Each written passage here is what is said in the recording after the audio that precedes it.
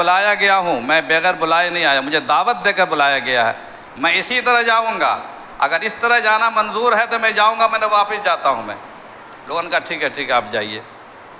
رستم نے کہا کہ آنے دو اسی حالت میں۔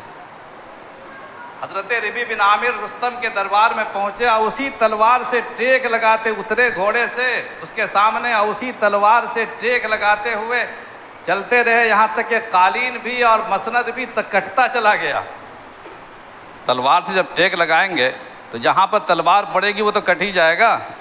ٹیک لگاتے ہوئے تشریف لے گئے، کہیں قالین کٹی، کہیں مسند کٹی، کہیں تکیہ کٹا، اسی حالت میں پہنچے اس کے دربار میں اور کھڑے ہی کھڑے ہیں۔ کس لیے بلایا گیا ہے؟ کیا بات کرنی؟ رستم نے کہا کہ آخر آپ لوگ چاہتے کیا ہیں؟ جہاں تہاں جہاں دیکھو جس جگہ صاحب آپ کی فوج پہنچ رہی ہے، لوگوں کی حکومتیں ختم کر رہی ہیں،